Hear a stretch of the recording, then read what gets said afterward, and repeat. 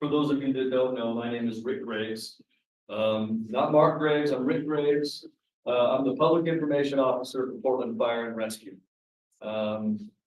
We in the city of Portland here are in hopefully the tail end of a significant winter event. You know, it started last weekend with very cold temperatures landing, a little bit of snow, but the ground, the soil was still warm.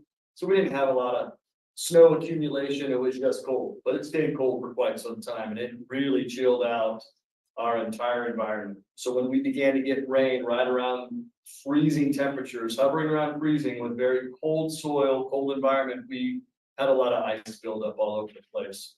And that, you know, all those environmental pressures have mounted and led us to have significant calls within the city of Portland for Portland Fire and Rescue. Whether that be our emergency operations, addressing car accidents and fires and medical calls, to our community health services group, the Portland Street Response and chat, out meeting people on the streets where they are, doing what they can possibly do. For reference, on January 3rd, just a regular January day, if you will, Portland Fire and Rescue ran about 375 calls. Throughout this period of storm, we are averaging around 900 to 1,000 calls a day. So we are nearly tripling our regular response, if you will, based on a snapshot of January 3rd. And many of these calls aren't 5-minute responses. They're hours of work. We can have multi-alarm fires. The number of water emergencies, I think it was 75 on Monday and 87 on Tuesday to 180 yesterday. So we see these waves of significant calls that cause property damage or displacement of individuals, and we're running, we're rolling, wheels around, and they're constantly moving. We have enacted, or we have upstaffed our street level services so that we have specialized 4-wheel drive apparatus put into play that allow us the ability to gain access to places that just simply engines can't get. We're doing everything we can as Portland Fire and Rescue to best serve the needs of our community in this significant winter event. Which brings us to yesterday. Yesterday we had a live downed electrical power line that had some catastrophic results. Some of the information I obtained on scene was a bit inaccurate, and I'd like to clarify some of that right now. There was a large branch that came off a tree, brought a wire down over the top of a vehicle.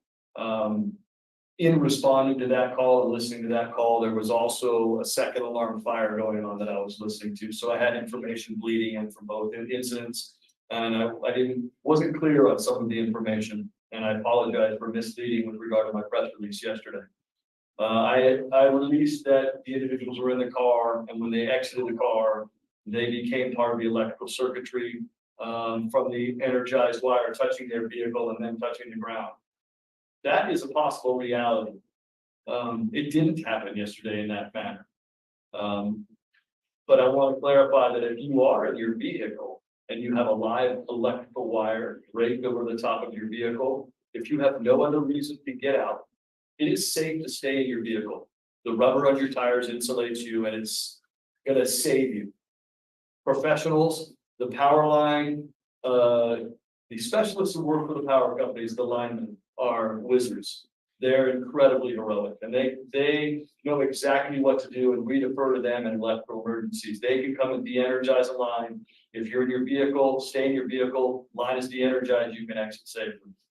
What we had yesterday was a large branch that came down, drew down a power line over the top of a vehicle, and the end result, unfortunately, a little bit of a distance away, we have 3 deaths. We have 2 adults and a teen.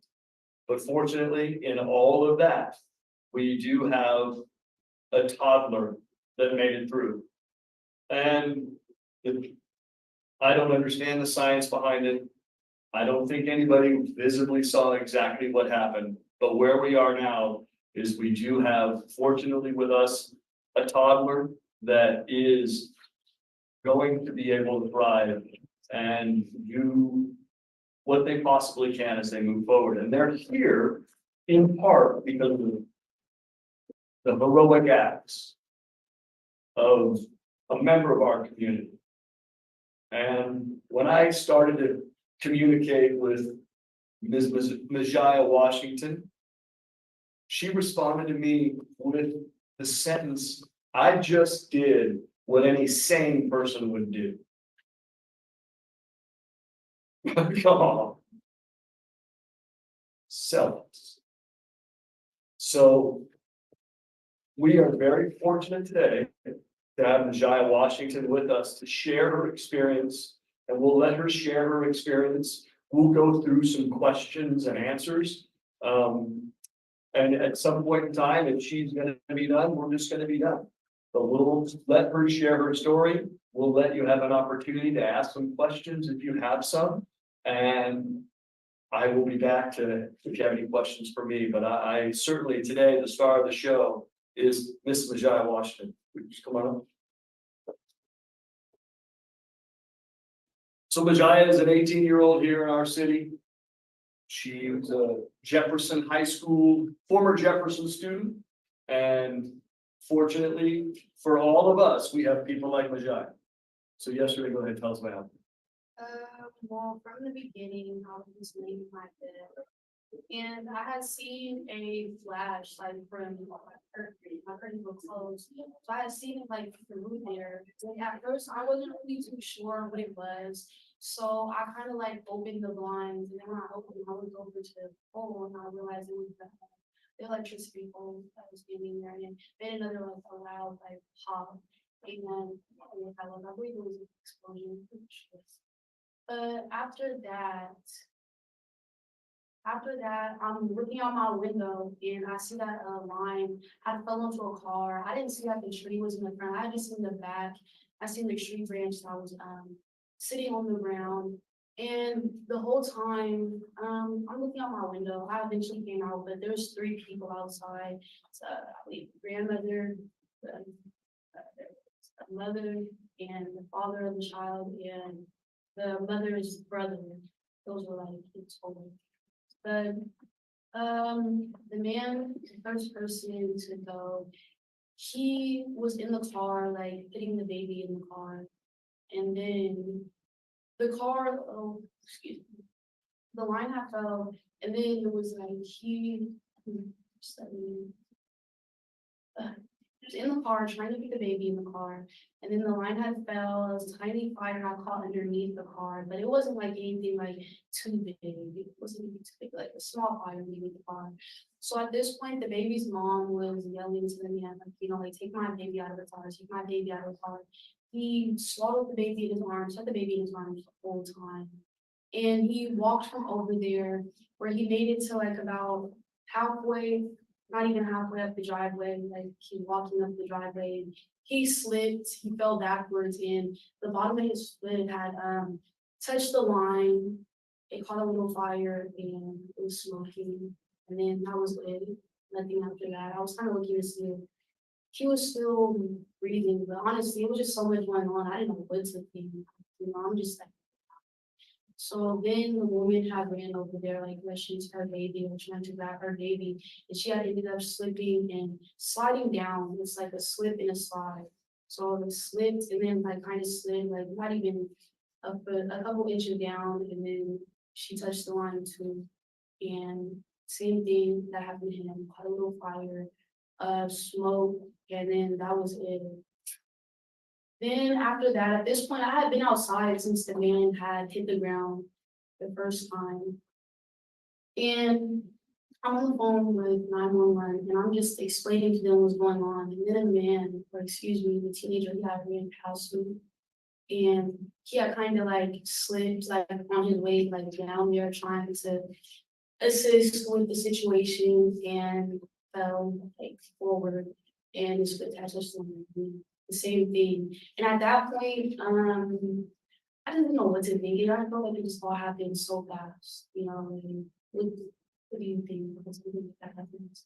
I was just like, kind of concerned about the baby at a point, like, nobody was moving, but then, like, I would say not even like a minute, not even probably a minute after everybody, had been there for a second, the baby moved his head, and that's how I knew, like, it was like, that's how I knew he was still here, basically, like, so I crouched down, I like kind of slid, I used my hands to break my fall, and I didn't land on top of his father, but I kind of like put my hands landed on top of him.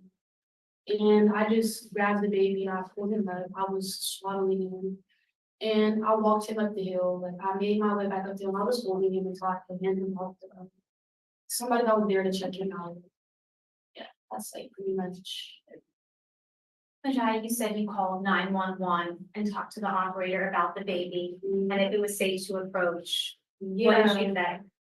She had told me like, basically like for something that like actually only lives, like, like if how do I put it, like if it seems safe, like not even that, but like more so like a at your own risk, like if what can you observe from the situation? Like do you think like then another thing she was saying was like, well it could be dangerous because like they obviously were just like electrocuted. So like, like I just had to think before. The only thing I can think about is how he was still here, like he was moving his head. So I just didn't want him to possibly fall, somehow like slide forward, slide to the side and touch the water.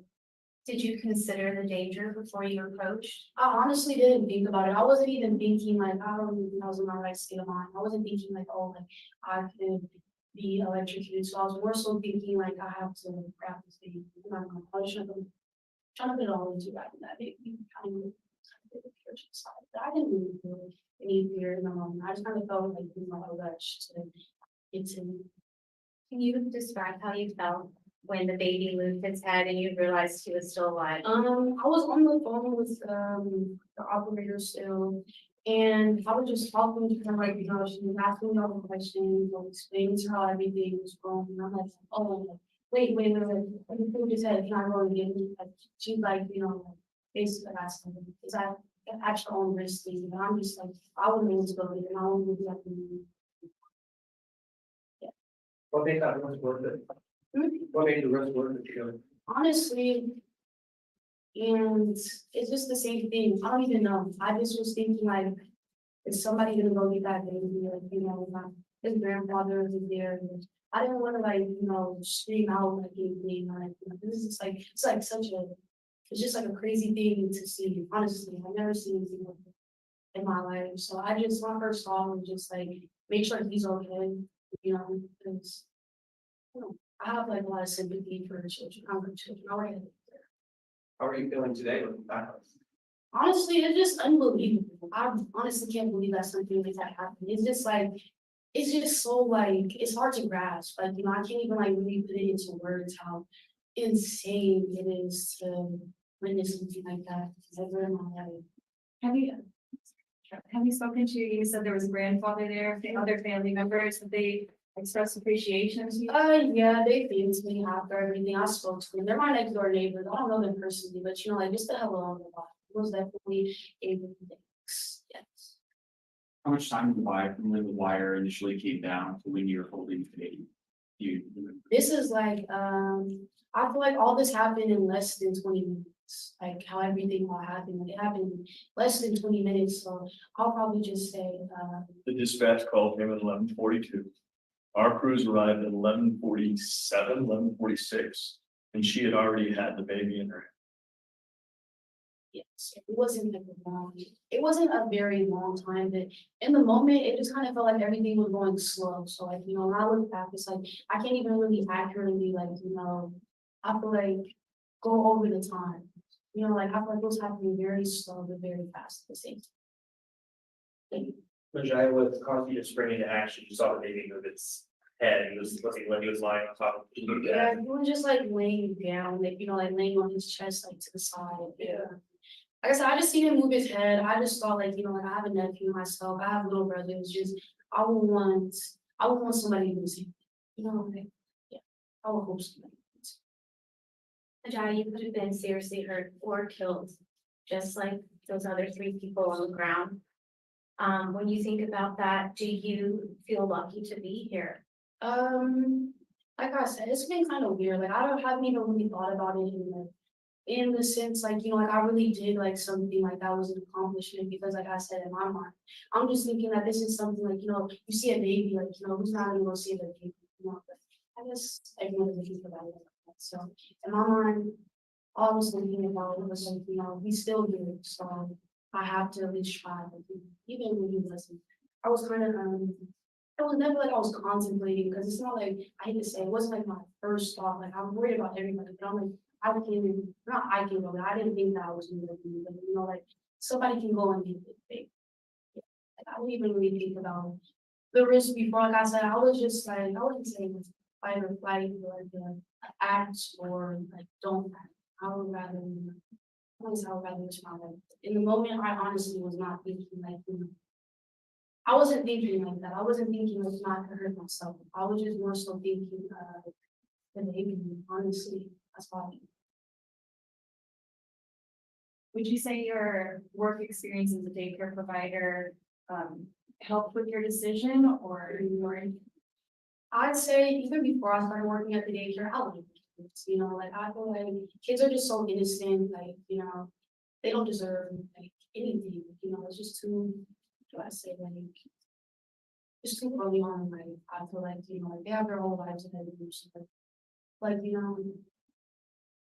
don't know, I feel like he deserved, like he deserved to be saved, basically.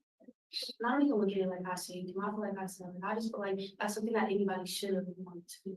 Like the baby, like. Do you know the baby's name? Yeah, his name is Navi.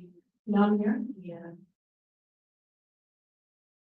It's been a little, it's been a little over 24 hours since this has happened. What is your life been like for the last 24 hours or so?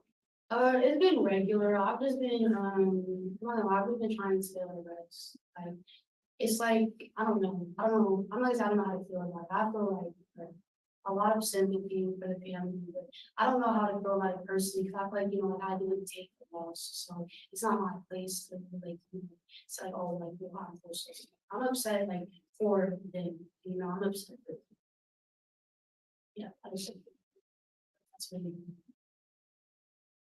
We had any more contact with the family? I had sat with the grandmother for a little bit, so her children got there. That's about it. Mhm.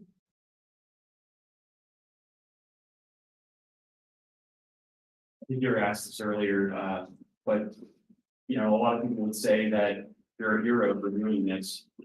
What do you think about that? And someone would say that. I don't know. I kind of like, once I like downplay it, I kind of downplay it because in my mind, like my first instinct is like, like go get the baby, like, but obviously, like, as a little bit of time has gone by, I realized, like, it was kind of, I would never say like something stupid. I don't regret it at all. Like, I wouldn't really, honestly, like, I really have the most sympathy for children. So, yeah, like, I just couldn't see me changing anything about how, yeah. Did you have your brothers in inside last night? Most definitely.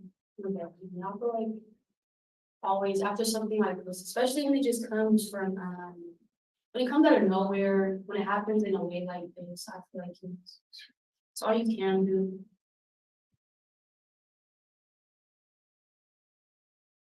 Seem to be it. Thank you. Thank you. Thank you. Thank you. Thank you.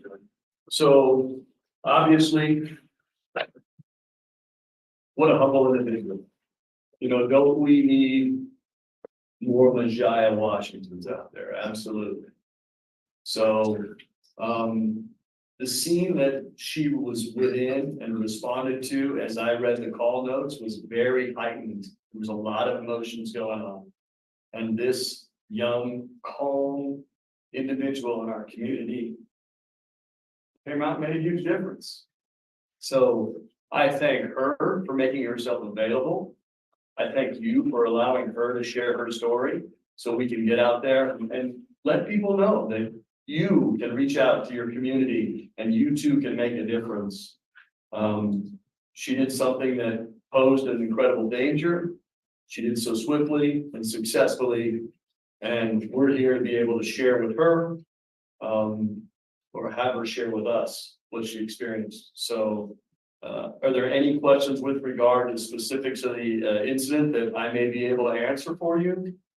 To clarify, so you mentioned it wasn't the original surrogate completion situation that you. Correct. I think it's more along the lines of what Majiah described and she witnessed. And I was, surprisingly enough, I reached out to her last night and we didn't make any connection until this morning. So I was unable to gather that specific information, but where the family or individuals ended up, as I don't confirm their family, where they ended up is where they, encountered the electrical field that had such catastrophic results. We are still waiting on official word from the medical examiner if this was an electrocution. I think all points lead towards high amounts of electrical activity affecting their ability to be alive. But we still need to wait for official declaration. I don't have that. I don't have names. I don't have ages, none of that. It was because they stepped on a wire. As per we just heard, yeah. And then just to clarify the condition of the toddler, is doing well right now.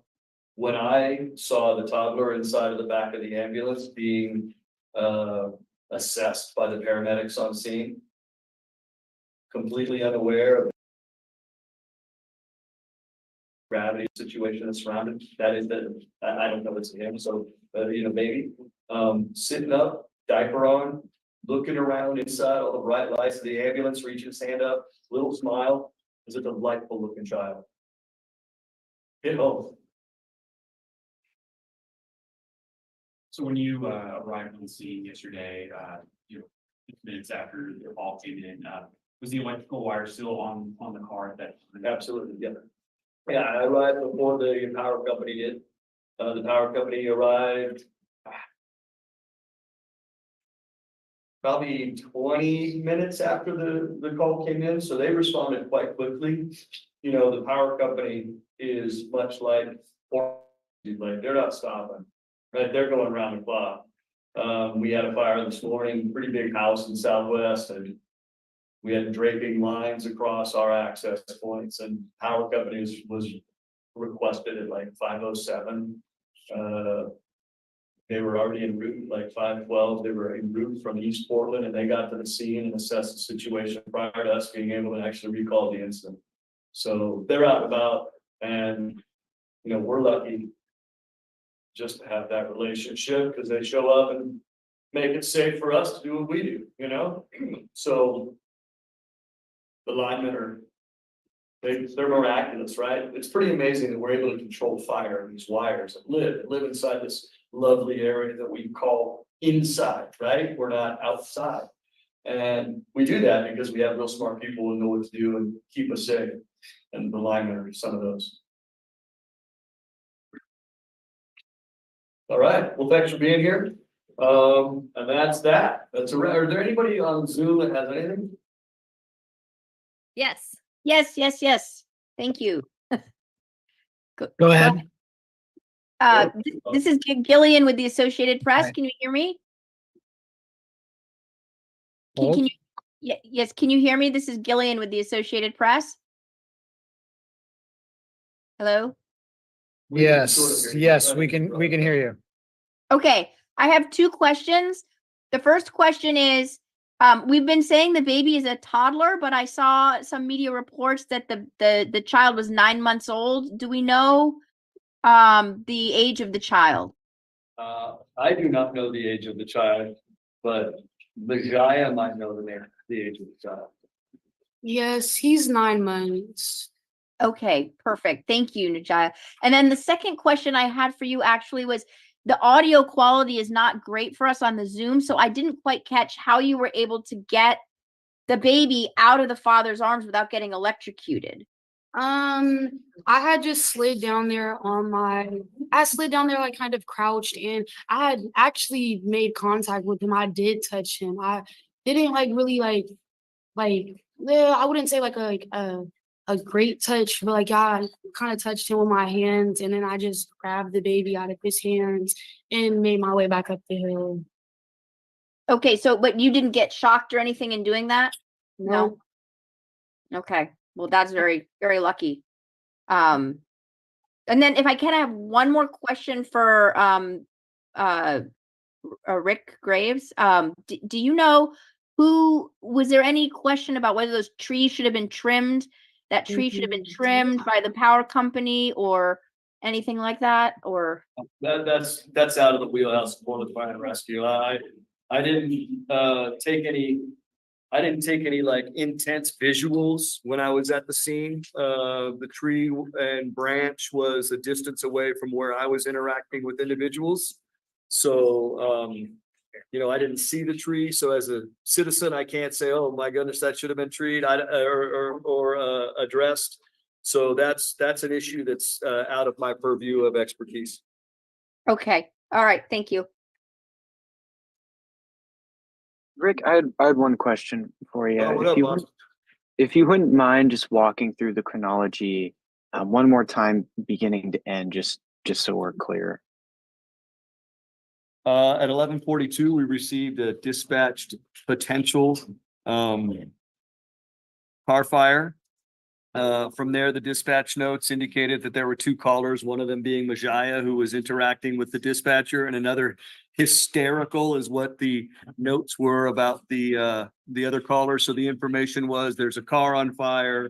There are people on fire. There are 3 individuals unconscious. There's a baby. The one caller has asked to go get the baby. All of this occurs before 11:46 when our crews arrive on scene. Our crews arrive on scene at about 11:46, 11:47 to find 3 individuals in the location where they were about 20 to 30 feet away from the vehicle that they were attempting to interact or get into, I guess. Everything they did was an attempt to save themselves and be safe. And unfortunately, they were away from the car and crossed the power line. And it appears as if they were electrocuted in that 3 to 4 minute period of time. And from there, upon our arrival, Majiah transferred the care of this young child to our paramedics, who gave an initial assessment.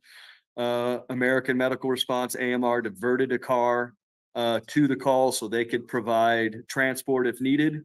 They also provided on-scene medical assistance and then transported the child to the hospital.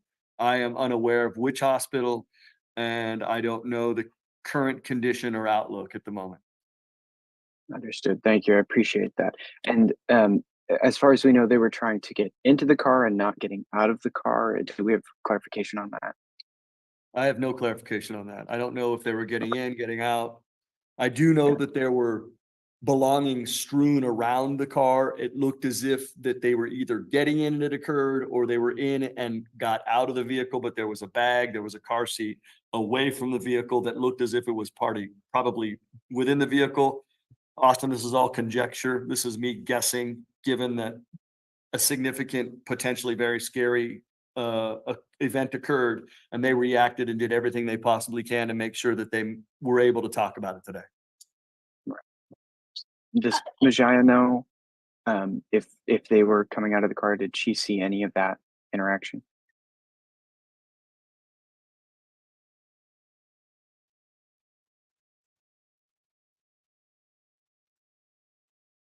What was your question? I was just wondering if you saw the family, if they were getting into the car or if they were getting out of it. They were beginning to get into it, like they were prepping themselves to take off. Gotcha. Okay. Thank you. Yeah. Is that the only question? Yeah, that's it for me. Thank you. All right, I think that's. Hi, Majiah. We're I good. have a question for Majiah as well, if possible. I'll with answer this- a last question. Oh, thank you so much. I was just the audio quality wasn't great for us as we mentioned earlier. So just wanted to confirm what you were saying about the driveway, how you saw they made it. Can you just describe again what exactly you saw there? Like when they were on their way towards the driveway. Yeah, like what were you seeing them coming out? I of the house? seen everything happen from the beginning to the end. So When they were walking away from the car, they had gotten about not even probably halfway up the driveway because of how slippery it was before everybody had slipped and like kind of slid down into the water. It wasn't a far slide, but it was like most definitely like a slip and slide down, you know? Okay, so they were walking initially from their house to the They were car. walking from the car, and then that's when everything happened. Or they were in the car still, and then after everything happened, they were walking from the car. Okay, so you did see them get out of the car. Yeah. Okay. Thank you. Alrighty, thank you. Can I ask one more question of the fire department there? Do you know if the branch had ice on it? The branch that fell, was it iced? Again, I didn't see the branch. We had a significant ice storm. There was ice everywhere. When I left my location to go to this particular call, it was the first I had actually attempted to get into my vehicle, and I had about 3/8 of an inch of ice coating my vehicle. That is what was coating all of the power lines. That is what was covering all of the trees. Water weighs 8 pounds a gallon. We had a very large branch. I'm going to say it was like 18 to 20 feet in length, with a broad, small branching out of other branches that can capture a lot of water. Again, water is 8 pounds a gallon. It's going to be heavy. We also had a little bit of wind, not terrible. We're getting more wind today, unfortunately. But you have these environmental conditions, whether you have the intense cold and the increased weight of the ice, you're eventually going to have failure. I did not see ice. I think it's safe to surmise that there was definitely concerns. The reason it came down was probably just the increased ice or weight that it was bearing. So, but again, I didn't see it, so I can't with affirmation say yes. Okay, thank you. All right. Thanks, everybody. Appreciate it. Thank you. Bye. Thank you. You're welcome. Thank you.